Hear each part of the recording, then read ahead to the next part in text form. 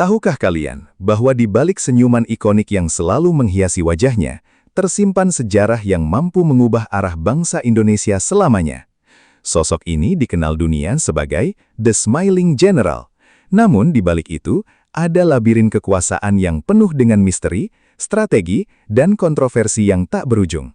Dari seorang anak desa yang sederhana hingga menjadi penguasa tunggal selama lebih dari 3 dekade, perjalanannya adalah sebuah epik tentang ambisi dan loyalitas.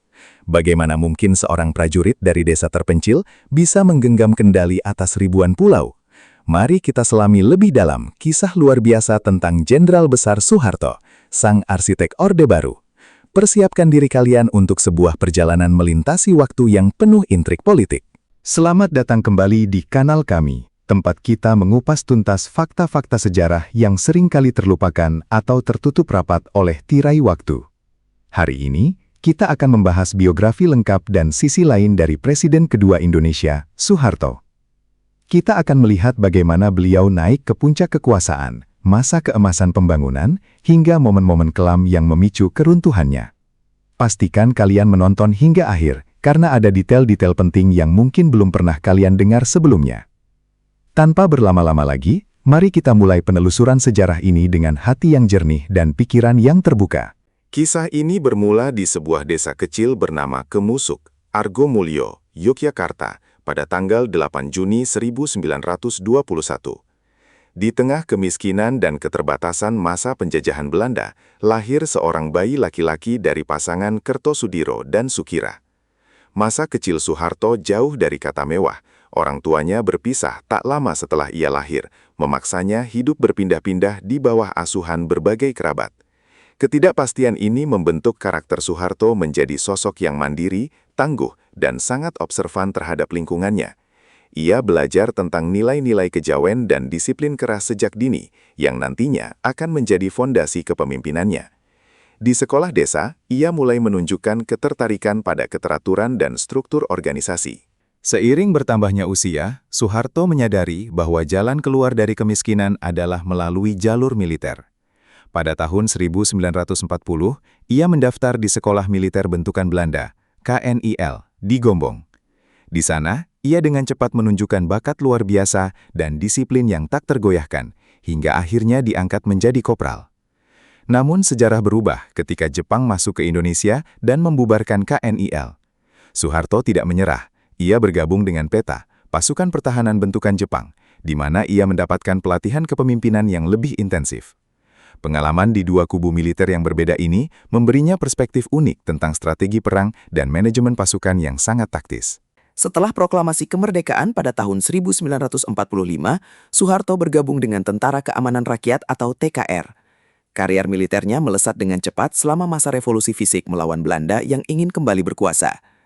Salah satu momen paling fenomenal adalah peran besarnya dalam serangan umum 1 Maret 1949 di Yogyakarta. Soeharto berhasil membuktikan kepada dunia internasional bahwa TNI masih ada dan mampu melakukan serangan terkoordinasi yang mengejutkan. Keberhasilan ini tidak hanya menaikkan pamornya di mata Jenderal Sudirman, tetapi juga menanamkan kepercayaan diri yang besar dalam dirinya sebagai pemimpin lapangan. Di masa ini pula, ia mulai membangun jaringan loyalitas yang sangat kuat di antara rekan-rekan prajuritnya. Memasuki tahun 1950-an, Indonesia berada dalam masa yang sangat tidak stabil secara politik maupun ekonomi. Soeharto terus meniti karir di militer hingga ia dipercaya menjabat sebagai Panglima Kodam Diponegoro di Jawa Tengah. Di posisi ini, ia mulai menunjukkan gaya kepemimpinan yang pragmatis, seringkali mencari cara untuk mencukupi kebutuhan pasukannya sendiri tanpa bergantung sepenuhnya pada pusat. Meskipun hal ini sempat menimbulkan gesekan dengan pimpinan Angkatan Darat di Jakarta, prestasinya dalam menjaga stabilitas wilayah tetap diakui. Pada awal 1960-an, ia dikirim untuk memimpin Operasi Mandala dalam rangka pembebasan Irian Barat, sebuah misi yang semakin memperkuat profilnya sebagai jenderal tempur papan atas. Namun, badai besar sedang menunggu di cakrawala politik Indonesia. Tahun 1965 menjadi tahun paling menentukan sekaligus paling kelam dalam sejarah modern kita. Persaingan antara TNI, Partai Komunis Indonesia atau PKI, dan Presiden Soekarno mencapai titik didih. Pada malam 30 September, sebuah peristiwa berdarah terjadi, di mana 6 jenderal senior diculik dan dibunuh. Di tengah kekacauan dan kekosongan kepemimpinan di Jakarta, Mayor Jenderal Soeharto, yang menjabat sebagai Panglima Kostrad, mengambil inisiatif untuk mengamankan situasi.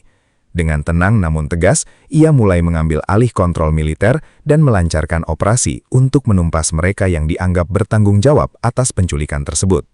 Transisi kekuasaan dari Soekarno ke Soeharto tidak terjadi dalam semalam, melainkan melalui proses panjang yang penuh dengan tekanan politik. Lahirlah Surat Perintah 11 Maret atau Super Semar pada tahun 1966, sebuah dokumen yang memberikan wewenang luas kepada Soeharto untuk memulihkan keamanan. Hingga saat ini, naskah asli Super Semar masih menjadi misteri yang diperdebatkan oleh para sejarawan. Namun, secara de facto, surat itu menjadi tiket emas bagi Soeharto untuk mulai membersihkan pemerintahan dari unsur-unsur kiri dan secara perlahan menggeser pengaruh Soekarno. Setahun kemudian, pada Maret 1967, ia resmi diangkat sebagai pejabat presiden, menandai dimulainya era baru, Orde Baru. Visi utama Soeharto saat menjabat adalah stabilitas politik sebagai syarat mutlak bagi pembangunan ekonomi. Ia merombak total kebijakan ekonomi Indonesia, membuka pintu bagi investasi asing, dan bekerja sama dengan para teknokrat lulusan Amerika Serikat yang dikenal sebagai Mafia Berkeley. Hasilnya terlihat cukup cepat. Inflasi yang sebelumnya mencapai ratusan persen berhasil ditekan drastis. Indonesia mulai memasuki era pembangunan infrastruktur besar-besaran, mulai dari jalan raya, bendungan, hingga sekolah-sekolah di pelosok desa. Bagi banyak rakyat pada waktu itu, stabilitas harga pangan menjadi berkah yang sangat dirasakan setelah bertahun-tahun hidup dalam ketidakpastian ekonomi. Salah satu pencapaian yang paling dibanggakan dari era Soeharto adalah swasembada pangan. Pada tahun 1984, Indonesia yang sebelumnya merupakan pengimpor beras terbesar di dunia, berhasil memproduksi cukup beras untuk kebutuhan nasionalnya sendiri. Soeharto bahkan diundang oleh FAO di Roma untuk menerima penghargaan internasional atas keberhasilan ini. Program Keluarga Berencana atau KB juga digalakan secara masif untuk mengendalikan pertumbuhan penduduk yang pesat. Di mata dunia, Indonesia dianggap sebagai macan Asia yang baru bangkit. Soeharto berhasil membangun citra dirinya sebagai bapak pembangunan yang peduli pada kesejahteraan rakyat kecil melalui berbagai bantuan langsung dan program pembangunan pedesaan. Namun di balik kegemilangan pembangunan, terdapat sisi gelap yang mulai mengakar kuat. Rezim Orde Baru dikenal sangat represif terhadap segala bentuk oposisi atau kritik. Melalui Komando Pemulihan Keamanan dan Ketertiban atau Kopkamtib, pemerintah memantau ketat gerak-gerik warga negara. Kebebasan pers dibungkam melalui sistem SIUPP, di mana media yang berani mengkritik akan langsung dicabut izinnya. Selain itu, ada peristiwa Petrus atau penembakan misterius di awal 1980-an, di mana orang-orang yang dianggap kriminal ditemukan tewas di jalanan tanpa proses pengadilan. Stabilitas yang dinikmati masyarakat seringkali harus dibayar mahal dengan hilangnya hak asasi manusia dan rasa takut yang menghantui. Masalah lain yang mulai muncul ke permukaan adalah praktik korupsi, kolusi, dan nepotisme atau KKN. Anak-anak Soeharto dan lingkaran dekatnya, yang dikenal sebagai keluarga cendana, mulai mendominasi berbagai sektor ekonomi strategis, mulai dari otomotif, properti, hingga telekomunikasi. Bisnis keluarga ini seringkali mendapatkan fasilitas khusus dari negara, yang menciptakan kecemburuan sosial dan ketimpangan ekonomi di lapisan bawah. Meskipun ekonomi makro terlihat bagus, pondasinya mulai rapuh karena ketergantungan pada utang luar negeri dan monopoli bisnis kelompok tertentu. Banyak pengamat mulai memperingatkan bahwa tanpa reformasi politik, pertumbuhan ini tidak akan berkelanjutan dalam jangka panjang. Hubungan Soeharto dengan militer juga merupakan kunci kekuasaannya. Ia menggunakan kebijakan Dwi Fungsi ABRI, di mana militer tidak hanya bertugas dalam pertahanan, tetapi juga memegang posisi penting di pemerintahan, mulai dari kepala desa hingga menteri. Hal ini memastikan bahwa seluruh jalur komando di Indonesia berada di bawah kendalinya. Namun, seiring berjalannya waktu, persaingan internal di dalam tubuh militer mulai muncul. Soeharto seringkali melakukan bongkar pasang jabatan untuk memastikan tidak ada jenderal yang memiliki kekuatan terlalu besar untuk menantangnya.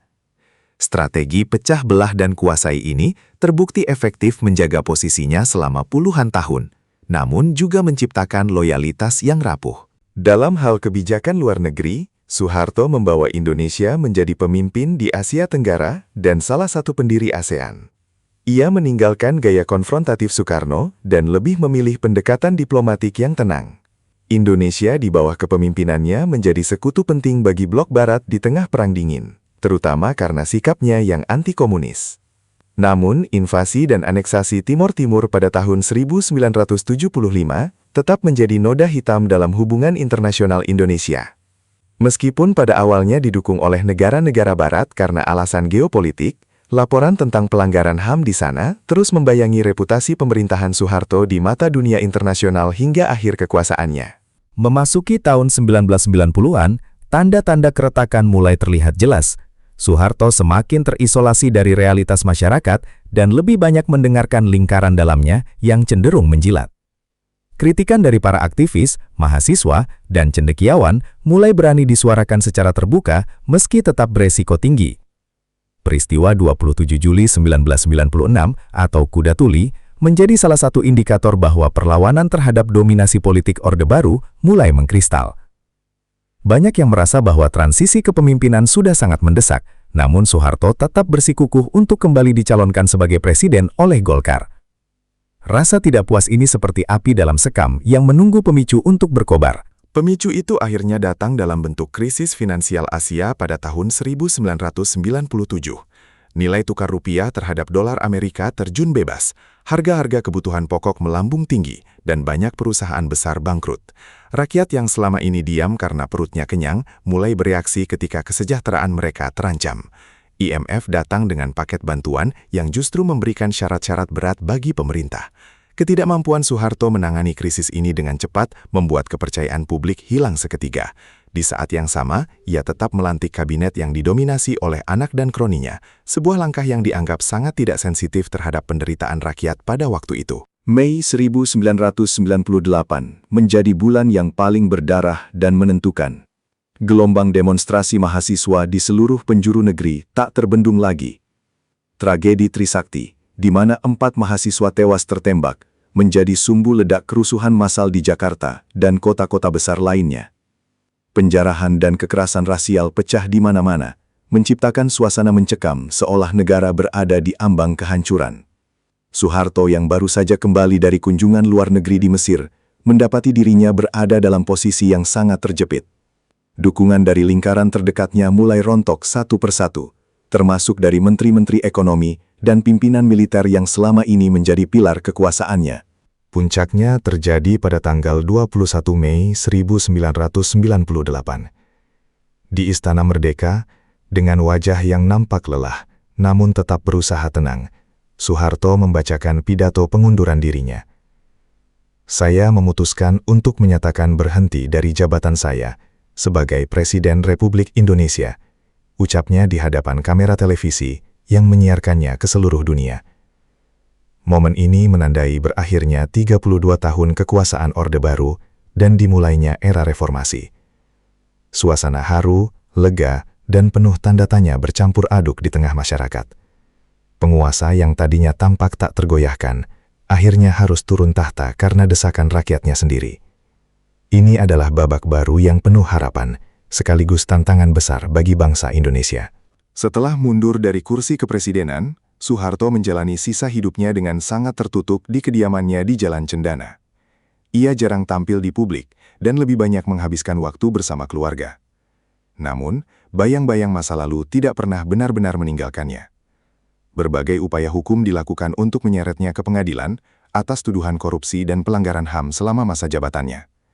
Namun, karena kondisi kesehatannya yang terus menurun, proses hukum tersebut seringkali mengalami kendala dan tidak pernah sampai pada putusan akhir. Perdebatan publik tentang apakah ia harus diadili atau dimaafkan terus membelah opini masyarakat Indonesia hingga bertahun-tahun kemudian. Kehidupan pribadinya juga tak luput dari sorotan. Kehilangan istri tercintanya, Siti Hartinah atau Ibu Tien, pada tahun 1996, disebut-sebut sebagai titik awal melemahnya kekuatan batin Soeharto. Ibu Tien bukan hanya sekedar pendamping, tetapi juga penasihat terdekat yang seringkali memberikan rem pada ambisi-ambisi politik tertentu. Tanpa kehadirannya, Soeharto dianggap kehilangan jangkar moralnya. Anak-anaknya, yang selama ini hidup dalam kemewahan dan perlindungan sang ayah, mulai menghadapi realitas baru, di mana mereka tidak lagi kebal hukum. Meskipun demikian, loyalitas di antara anggota keluarga cendana tetap terlihat sangat kuat menghadapi berbagai tekanan dari luar. Sepanjang masa pensiunnya, kesehatan Soeharto menjadi berita nasional yang rutin. Ia berulang kali dilarikan ke rumah sakit karena gangguan jantung dan organ lainnya. Setiap kali ia jatuh sakit, para tokoh nasional lintas generasi datang menjenguk, menunjukkan bahwa meskipun ia telah jatuh dari kekuasaan, pengaruh dan posisinya dalam sejarah tetap dihormati oleh banyak pihak. Hingga akhirnya pada tanggal 27 Januari 2008, sang jenderal besar menghembuskan nafas terakhirnya di usia 86 tahun. Ia dimakamkan di Astana Giribangun, Solo, berdampingan dengan Ibu Tien dalam sebuah upacara militer yang megah dan dihadiri oleh ribuan pelayat dari berbagai lapisan masyarakat. Warisan Soeharto tetap menjadi salah satu subjek paling diperdebatkan dalam sejarah Indonesia. Di satu sisi, ia dipuji karena berhasil mengubah Indonesia dari negara agraris yang miskin menjadi kekuatan ekonomi yang diperhitungkan di Asia. Program-programnya di bidang pendidikan, kesehatan, dan infrastruktur dasar telah memberikan manfaat bagi jutaan rakyat Indonesia hingga saat ini. Banyak orang dari generasi tua yang masih mengenang masanya sebagai era enak zaman kutoh, merujuk pada kestabilan harga dan keamanan yang dirasakan kala itu. Bagi mereka, Soeharto adalah sosok bapa yang berhasil membawa ketertiban di tengah kekacauan pasca kemerdekaan. Namun di sisi lain, kritik terhadapnya tidak kalah tajam. Ia dituding sebagai arsitek sistem korupsi yang terstruktur dan masif, yang dampaknya masih terasa hingga sekarang. Pelanggaran HAM berat di berbagai wilayah, mulai dari Aceh, Papua, hingga peristiwa 1965, tetap menjadi luka terbuka yang menuntut keadilan. Bagi para aktivis dan korban rezimnya, Soeharto adalah simbol otoritarianisme yang membungkam demokrasi dan mengorbankan hak-hak rakyat demi kekuasaan mutlak. Ketimpangan ekonomi yang diciptakan oleh sistem kroniisme dianggap sebagai beban sejarah yang memperlambat kemajuan bangsa menuju masyarakat yang lebih adil dan transparan. Menilai sosok Soeharto memang tidak bisa hitam putih. Ia adalah produk dari zamannya, seorang prajurit yang tumbuh di era perang dan percaya bahwa ketertiban adalah kunci segalanya. Gaya kepemimpinannya yang sering disebut sebagai manajemen ala Jawa, menggabungkan kekuasaan mutlak dengan keramahan yang terukur. Ia bisa sangat lembut dalam berbicara, namun sangat dingin dan tegas dalam bertindak terhadap musuh-musuh politiknya. Dualitas inilah yang membuatnya begitu sulit untuk dipahami secara sederhana. Ia adalah seorang visioner sekaligus seorang penguasa yang keras, seorang pembangun sekaligus seorang yang meninggalkan beban utang dan masalah sistemik bagi penerusnya. Kisah Soeharto juga memberikan pelajaran berharga tentang bagaimana kekuasaan yang terlalu lama cenderung akan mengalami pembusukan dari dalam. Ketika kritik tidak lagi didengar dan lingkaran kekuasaan hanya diisi oleh orang-orang yang setuju, maka kebijakan yang diambil akan semakin jauh dari kebutuhan rakyat yang sesungguhnya. Reformasi 1998 adalah bukti bahwa pada akhirnya kedaulatan ada di tangan rakyat dan tidak ada kekuasaan yang abadi di dunia ini. Sejarah telah mencatat pasang surutnya, dan tugas kita sebagai generasi penerus adalah mengambil hikmah dari setiap kejadian tersebut untuk membangun Indonesia yang lebih baik di masa depan. Hingga hari ini, nama Soeharto masih sering disebut dalam berbagai diskusi politik dan sosial. Ada upaya dari pihak keluarga dan loyalisnya untuk memulihkan nama baiknya dan menjadikannya pahlawan nasional. Namun, usulan ini selalu menuai pro dan kontra yang sengit. Bagi sebagian orang, jasa-jasanya dalam membangun fondasi ekonomi negara sudah lebih dari cukup untuk gelar tersebut. Namun, bagi yang lain, luka sejarah yang ditinggalkan masih terlalu dalam untuk diabaikan begitu saja. Perdebatan ini apa besarnya dampak yang ditinggalkan oleh kepemimpinannya terhadap psikologi kolektif bangsa Indonesia. Menariknya, di era digital saat ini, sosok Soeharto justru sering muncul dalam bentuk meme dan konten media sosial yang bernada nostalgia. Hal ini menunjukkan bahwa ingatan tentangnya telah bertransformasi menjadi bagian dari budaya populer. Meskipun demikian, penting bagi kita untuk tetap melihat sejarah secara objektif, berdasarkan data dan fakta yang ada. Kita tidak boleh hanya terpaku pada satu sisi cerita, baik itu puja-puji berlebihan maupun kebencian yang membutakan. Memahami Soeharto berarti memahami sebagian besar sejarah Indonesia di abad ke-20, dengan segala kerumitan dan dinamikanya yang luar biasa. Sejarah adalah guru kehidupan, dan kisah Soeharto adalah salah satu bab yang paling tebal di dalamnya. Dari Kemusuk ke Jakarta, dari medan perang ke istana, dan dari puncak kejayaan ke pengunduran diri yang sunyi, hidupnya adalah cerminan dari perjalanan bangsa ini. Kita belajar tentang pentingnya pembangunan, namun kita juga belajar tentang pentingnya keadilan dan demokrasi. Kita belajar tentang stabilitas, namun kita juga belajar tentang bahaya korupsi. Semua elemen ini saling berkelindan membentuk narasi besar tentang siapa kita sebagai sebuah bangsa dan kemana kita ingin melangkah selanjutnya. Sebagai penutup, mari kita renungkan kembali bahwa setiap pemimpin meninggalkan jejaknya masing-masing. Terlepas dari segala kontroversi yang ada, Soeharto adalah sosok yang tidak bisa dipisahkan dari identitas modern Indonesia. Sejarah akan terus menguji dan menimbang setiap tindakannya, dan biarlah waktu serta generasi mendatang yang memberikan penilaian akhir. Yang terpenting bagi kita sekarang adalah terus menjaga semangat persatuan dan keadilan yang menjadi cita-cita luhur para pendiri bangsa, agar kesalahan di masa lalu tidak terulang kembali dan prestasi yang telah diraih bisa kita tingkatkan. Terima kasih telah menemani kami dalam perjalanan panjang menelusuri kisah Jenderal Besar Soeharto ini. Kami harap video ini memberikan perspektif baru dan wawasan yang bermanfaat bagi kalian semua. Apa pendapat kalian tentang sosok Soeharto? Apakah kalian punya kenangan atau cerita keluarga terkait masa Orde Baru? Silahkan tulis di kolom komentar. Mari kita berdiskusi dengan sehat. Jangan lupa like dan subscribe untuk update seru lainnya tentang sejarah dan kisah-kisah menarik lainnya. Sampai jumpa di video berikutnya. Tetaplah haus akan pengetahuan dan cintai sejarah bangsa kita.